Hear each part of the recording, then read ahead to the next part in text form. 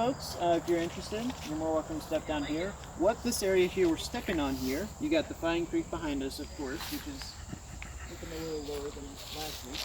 That's all right, though. This is actually another old wagon path, which probably predates 1850, probably 1830s. The reason I bring this up is that, interesting enough, as I said, a lot of history happens in this park, and so you try to think, well, what big things happened in the park? Sure, there were over 80 families that lived in this area, starting in the 1820s, but whether you may know it or not, the American Civil War had an effect to this area. Much like you learned in school, they divided families. Families were split.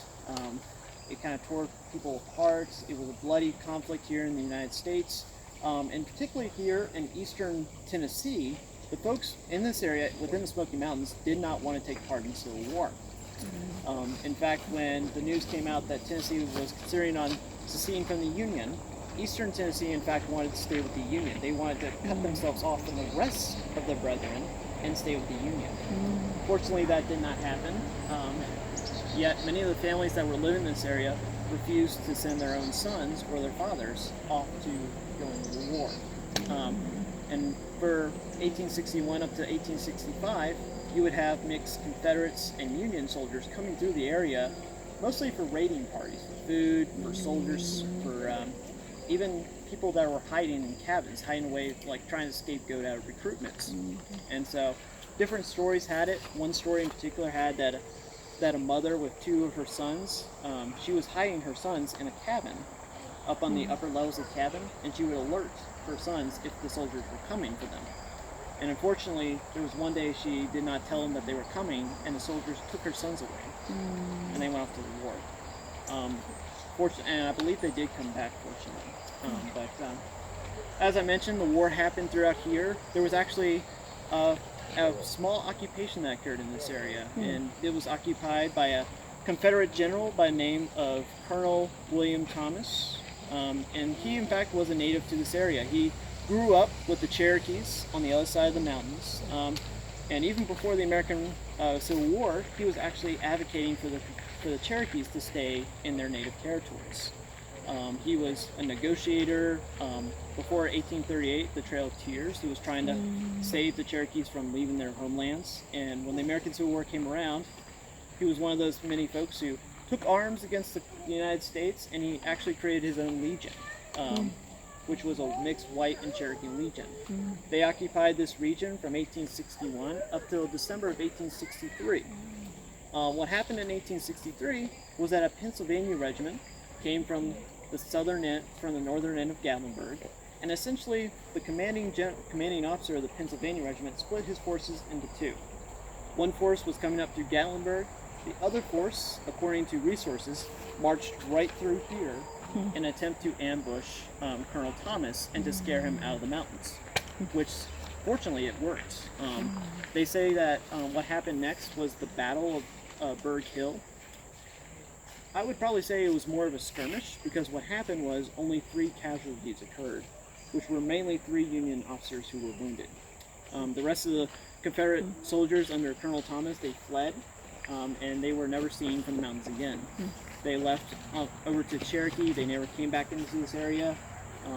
But well after the Civil War, you still had Confederate deserters roaming through here, wreaking havoc, contrabands, bushwhackers, you may have heard of, causing terror in this area. And so it was kind of a hard time for the 10 years following the Civil War, but after those 10 years roughly, U.S. officials essentially came through this area and pretty much wiped out many of the contrabands that were causing trouble for the folks in this area.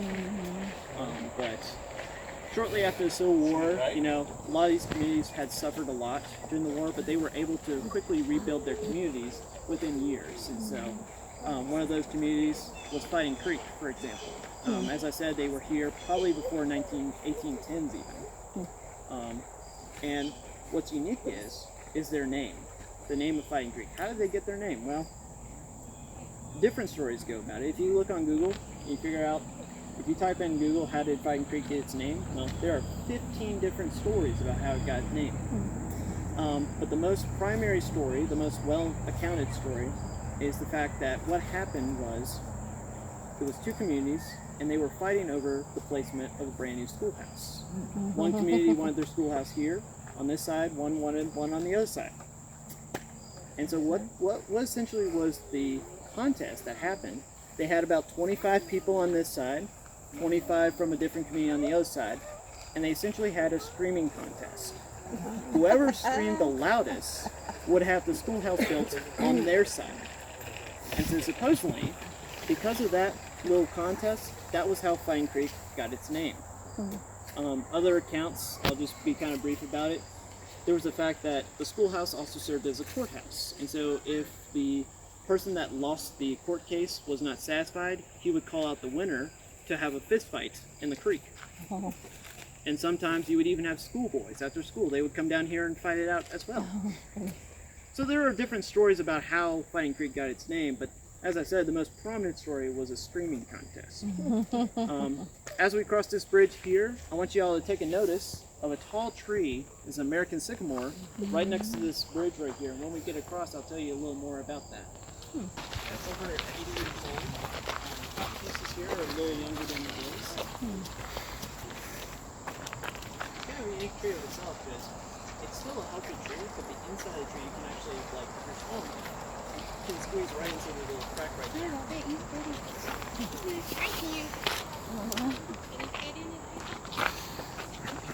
Y'all take your time. I'm just going to stand right on the other side of this bridge right here when you're ready.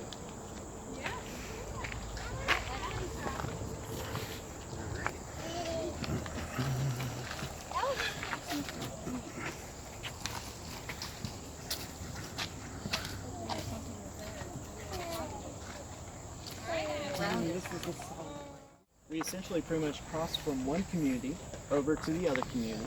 So we crossed from the Forks of River community over to the Fighting Creek community. This river kind of made the line right there.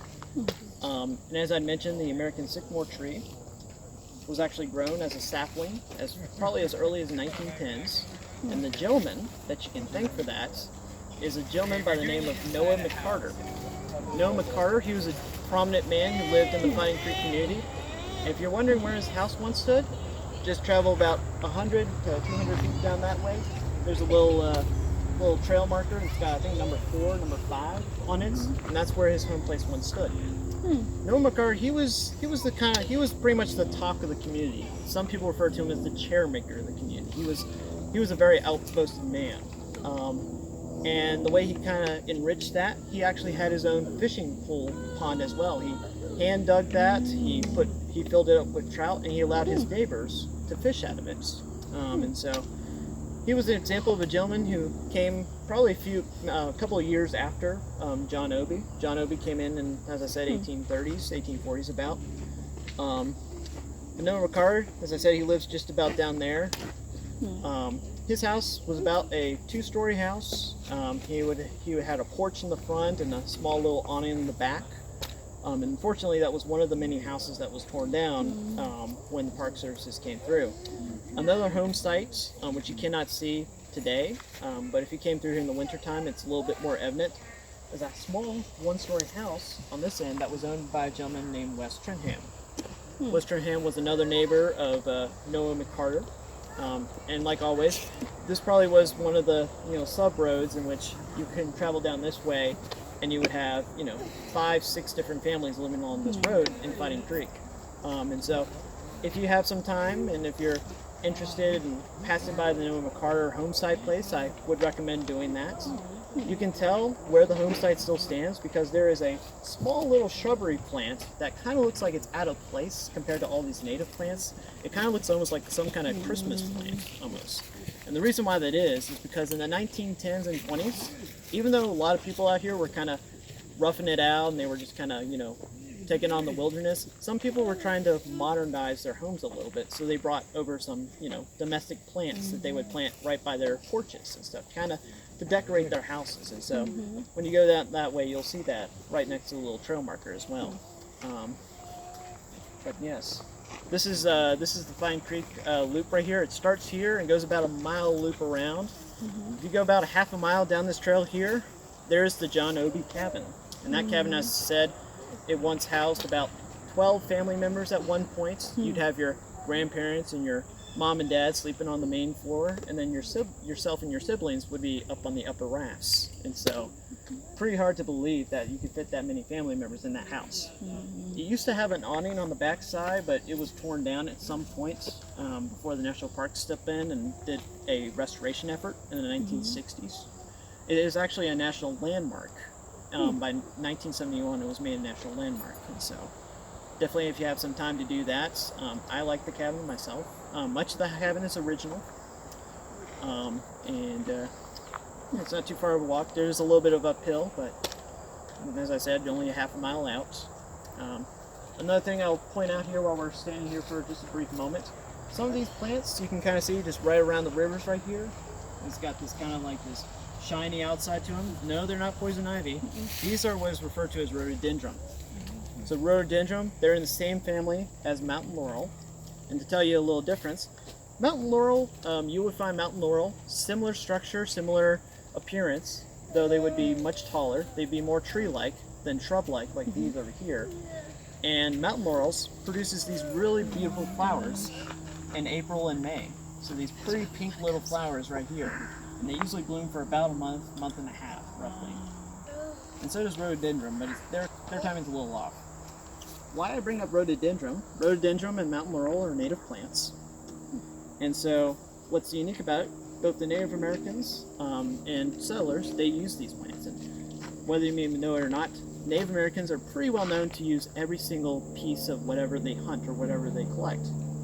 And so for the Native Americans, they use the wood or the branches to make utensils out of them. For the settlers, they would use them for a different reason. Some stories go that they would use the leaves as a herb or some kind of cure for a headache, in most cases. Other times, farmers in particular, they would use the way in which the leaves, they would kind of curl up to tell the temperature outside, so that they can plant their crops, they can figure out when to harvest them. And even in a frost, when you get an early frost, the leaves will curl up or they'll expand to let them know, oh, it's an early frost, you need to. And I'm not a farmer by any means, but that is just pretty cool how they're able to do that. And so, as I mentioned, you got mostly rhododendron here. If you're looking for mountain laurel, which will be kind of more tree-like structures, they're going to be much higher up in the mountainous areas, but they'll still be right near some rivers, near some waterfalls, in those areas like that. We all good here? Would you say the Tremont area in the spring would be a good place to find mountain laurel? You can, well, yeah, there. Usually when you go hiking up, chimney tops, or if you go up to, I'm trying to think some higher up in trails, usually you can find mountain laurel up in the mountainous regions. I went to Cosby yesterday, hiking up to a lookout tower, and there's a lot of mountain laurels going up to the lookout tower up there. And that's a strenuous hike, but very beautiful sight view from the top.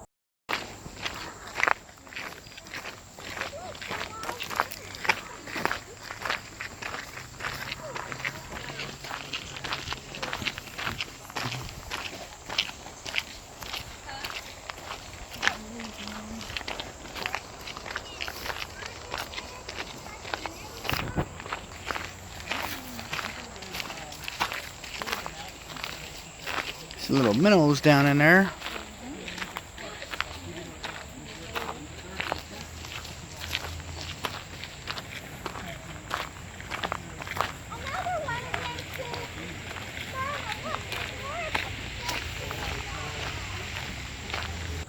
Got this more twisted appearance compared to mountain laurel. Mountain laurel's got a more kind of a tall tree appearance. What was this one? What's the part This one right here, that's a good question. I was actually going to bring that up. So this here is kind of a fruit kind of little branch right here, and sorry if I butchered the name wrong, but this is called Hearts of Buston. Hearts of Buston. See, I was not being comedic or anything, try to put a southern accent to it, but it is called Hearts of Buston. Oh, sorry for blocking up your way, folks. The reason why it's called Hearts of Buston, because it's open right now, but if it was closed, you essentially had, like, it looked like two hearts put together. And that at a certain time, such as now, or about a few weeks earlier, they were closed, they would open up and they would kind of expose these pods. It was the term busting. They were busting open and they were producing these pods, which is a good example. This is a food source for smaller mammals, even black bears, would take advantage of this fruit as well.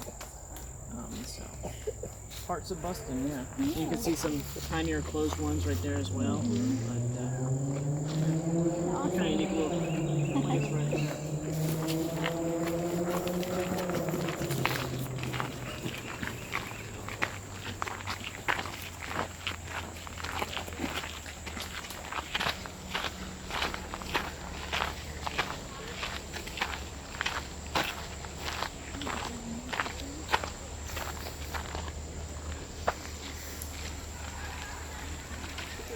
This is kind of a good vantage point too about a few things.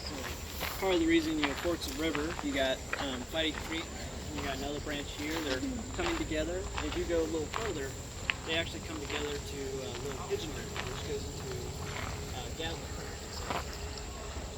This community was named Forks of River because it had numerous forks. There's numerous branches that kind of came together into one river. One thing I probably may have mentioned earlier, briefly, is that the communities in this area didn't heavily rely on areas outside the park. They were self-sustaining, if that's a word you want to refer to. Even as far back as the first people that came in this area in the 1840s, they relied on the natural resources. They hunted for animals. They produced their own food, their crops, their corn, for example. And for women, they would make hand-sewn materials, quilts, brooms, different stuff like that. And the reason why I brought that up is because roughly in this area, we suspect either here where we're standing or just on the other side of the creek here, there once stood a general store. And the general store served the community of Forks of River for a great amount of time. And so what do you expect in a general store is something like this. And let me just ask you all a question. How would you, what would a general store then be considered today? Or I guess how would you think of when you think of a general store, like not like Target or Walmart or something that had stores like these, they would provide stuff that you wouldn't get in the woods. So of course you couldn't like walk into the woods and find a steel plow, or you couldn't, like factory made materials. And so what's unique about these communities too is that they didn't actually have a lot of money as well. Yeah, that's not from the 1920s, I'll tell you that. But as I mentioned, as self-sustaining families, they didn't actually have a lot of money in their hands too. So if you think about it, a family may have up to $10, maybe up to $15 in their wallets, but they necessarily weren't relying on money in order to get foods and stuff. What I mean by that is that they referred to as a barter system. If any of you ever heard of the barter system, maybe in elementary school or later on in middle school, you hear about that more often. The bartering system goes all the way back to the medieval period. For instance, you could trade a huge bushel of corn or a barrel full of apples and exchange it for some blankets or a new cloak or a new shirt or a new hat and something like that. And that's what a lot of people did. They would trade, communities in this area, they would trade their homegrown crops or their home-sewn materials, brooms and quilts and stuff, and exchange it for plows, for nails, for a lot of that stuff there. And the best way to explain that to you, or a good example, is an oral quote from a gentleman by the name of Reverend Melvin Carr. He lived in the Sugarlands area in this time frame, and this is how he says it. He says, "Just a small garden in that rich, fertile soil made enough vegetables to feed a sizable family. You didn't have to spray the apple or plum trees or the grapes. Everything grew so luscious then. Whenever chestnuts fell, a lot of people would go out and gather enough nuts to sell and buy clothes, usually at the general store. It didn't take a lot of money to live. Some of us didn't even know we were poor until the Appalachian experts came along and told us that we were. I think it was a good life, and I don't remember being hungry ever." So he pretty much sums it up pretty well right there. And, probably these Appalachian experts he's probably referring to were people that were probably living in, today Knoxville or more urbanized areas. But this is actually a picture from Roaring Fork area. This is an example of an apple orchard and vineyard in the area.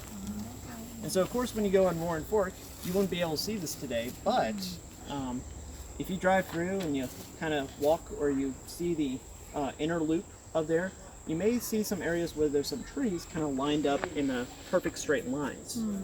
That's where, you know, they still resemble that apple orchard, because when the CCC came in the area, they planted trees in that same fashion as the apple orchards. And so that was once an apple orchard and vineyard, and that's kind of neat that, you know, these areas where they didn't need pesticides, as Melvin had mentioned, and they had plenty to eat. And so, you know, these families had, you know, not even $10 in many cases in their wallets. But, you know, even if you look into like the 1920s, 1930s, many of you may associate the 1930s in United States history with the Great Depression, yes. And so when the Great Depression hits, even in that time frame, people in the cities were suffering financially, while these people here, they had nothing to worry about, because, like I said, they didn't have much money in their pockets. They didn't need money. So you could probably much say that, you know, despite, you know, maybe suffering from flu or epidemic or any kind of natural, you know, woodland, you know, fears and stuff like that, these people were doing well themselves. And so, if you'd asked me if I'd, you know, choose to live in an urban city or lived in here in the 1910s, I probably would have said here, because they were pretty well doing. Which brings up a point. When we go underneath this bridge here, we're going to come out here. We're pretty much going to be entering right into downtown Forks River. And so, I ask for take caution when we go underneath the bridge here. There is somewhat of a low clearance, so some of the taller folks just kind of watch your head as we go through. So with that being said, we're going to go underneath the bridge, up the stairs, and we're going to talk about the heart of Forks River. Now for you, we'll wrap up our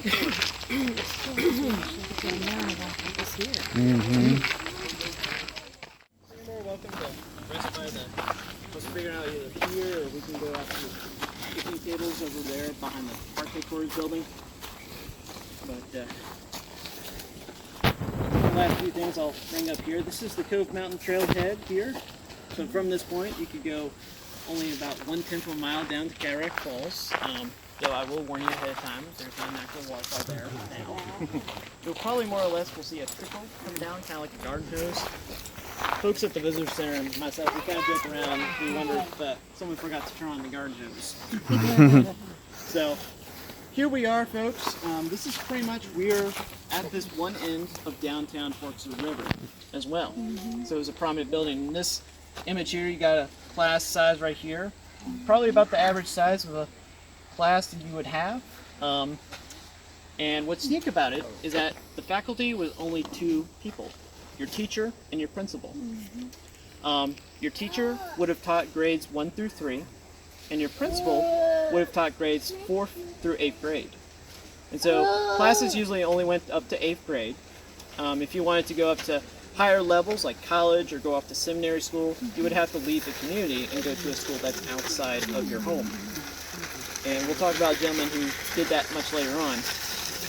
But what's unique about the schoolhouse here, a couple things, is that, and I'll post this question for you guys, how long is a school year for you guys? Like how long roughly? For 1 year? Christmas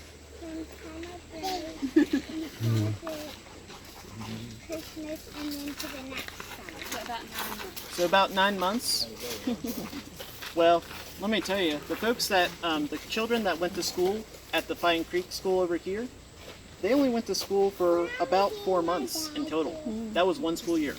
Wow. And so a gentleman, or one of those people by the name of Flora Carr Gibson, she talks about her life going to school. She lived in Dry Pond, which is about a mile away from the schoolhouse. And she said that school would start, school typically started in August, and it would be out by the Friday before Christmas. Wow. So roughly about 4 months. And you might be thinking, that's insane. How come they get to go to school for 4 months and I have to go to school for much longer? Well, the primary purpose or the primary duties that a child would probably do when they come of age or older is to help their families with their farms, with their agriculture, their livestock. They would only go to school for about 4 months for that very reason. And Gladys Trenham Russell, she has a lot of other hilarious stories about that, one of which involves her brother accidentally catching sagebrush on fire behind the schoolhouse, which is kind of funny. But as I said, though, the schoolhouse was one of those primary buildings. There was also a church in this area, and so religiously, churches were a big deal for communities. The church, which was referred to as the Evans Chapel, number 1, there were actually 2 chapels. Evans Chapel, for us, it's up here on this map, but if you want to go to the Evans Chapel, it no longer stands, but it pretty much stands right in the middle of the road down here near this intersection down here. And right next to it is a cemetery, and that cemetery belonged to the Evans Chapel. There are actually 2 cemeteries in this area. There's the Evans Chapel down there, and then Fighting Creek Cemetery just up this hill right here. And I'll tell you a big thing about those. So the gentleman that ran this church, I can pass this picture around here. You can see on the back side here. This church was built, that church was built in around 1880s. And the gentleman, who was the first man who built the church and ran the church for the first many years, was a gentleman by the name of Reverend Richard Evans. He was a man, he grew up in the area, he did his full 8 years of education. Not saying he was completely illiterate. He got his basic math, his writing, and his reading. But he decided to go off to seminary school to be a preacher.